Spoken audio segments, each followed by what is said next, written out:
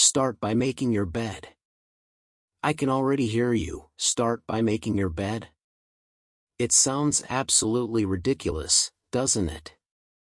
But did you know that this is the first lesson that the people who protect your country learn when they enter the military? It sounds completely backward. There is a global crisis of terrorism, but bed making is a priority. No matter what country you are in, before the military trains their soldiers to fight on the battlefield, they train them how to make their beds. And I mean rigorous training. If there's ever such thing as a bed-making competition, a soldier will win it every time. Why are they trained to make their beds with proper 45-degree hospital corners? Is the opposition going to be impressed by their ability to bounce a quarter off the bed? No. The purpose is to instill a habit of excellence into the soldiers. Human beings are creatures of habit. If a person thinks it's okay to leave trash in his car, he will leave it in any car he sits in because that's just what he does. The bottom line is that it's the smallest habits that count. They determine how you are going to do everything else in life. In other words, if a soldier can't make his bed, he has no business defending his country. Imagine walking into the barracks of the American Army and seeing a line of unmade beds, clothes all over the floor, and the place just looking like an overall hot mess. How much faith would you have in the military? None, right? Your first thought would be, if they can't keep their own living space clean, how can they safeguard the country?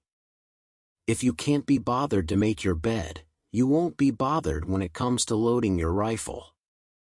A cluttered environment is a reflection of a cluttered mind.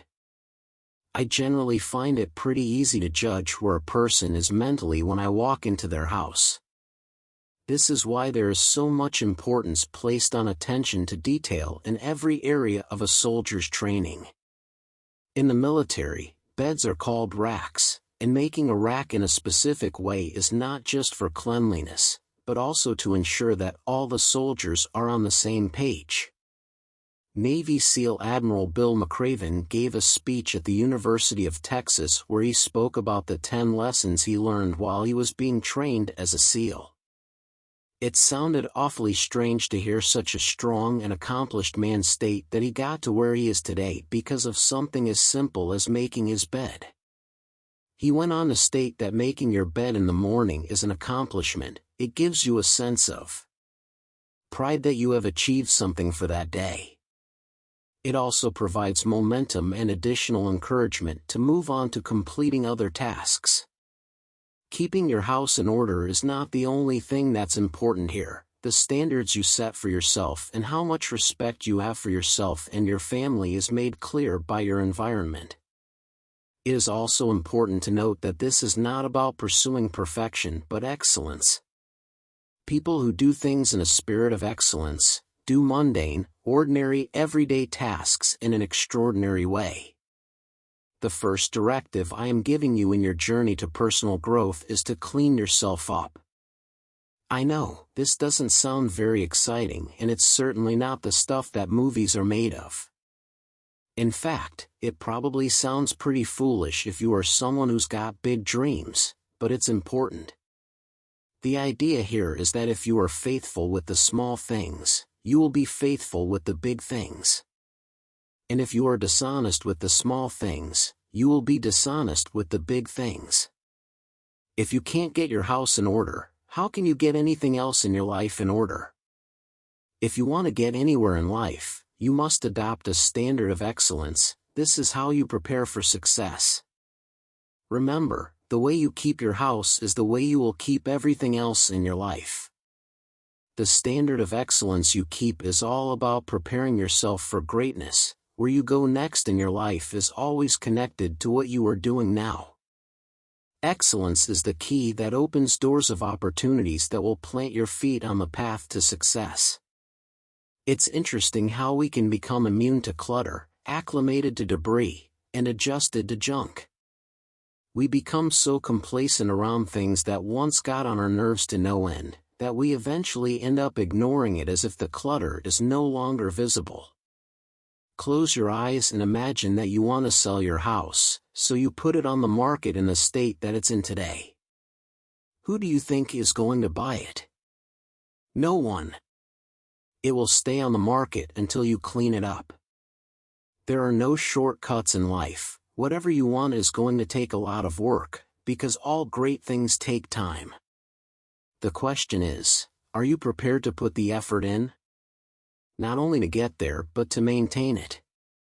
You see, the universe has to know that it can trust you before it gives you what you want. So, if you are only going to keep up your standard of excellence for 1 month and then slip back into your old habits, don't expect to move forward in life. You will stay stuck in the same old rut until excellence becomes a normal part of your life. The problem is that the majority of people are impatient. The woman who wants a body like Jennifer Lopez can't expect to work out for a few hours and hope to see results. It doesn't work like that, and when people don't see immediate results, they revert back to old habits. Maybe you are like this yourself, or you have a friend like it. For the past 2 years they have gone on every diet under the sun, but they are still overweight. That's because they never stick to anything long enough to see results. A lot of people believe that there is no point in making your bed in the morning because you are only going to get back into it at night. May I submit to you that every time you make your bed in the morning you are preparing for greatness.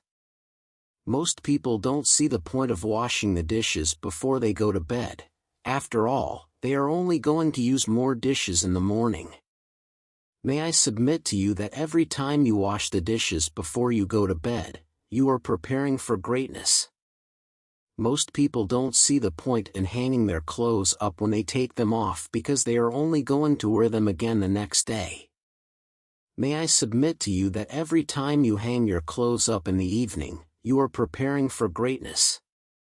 There is a possibility that, like a petulant teenager, you believe that these things are irrelevant, but let me remind you again that it's these small habits and personal standards of excellence that will determine how well you do everything else in life.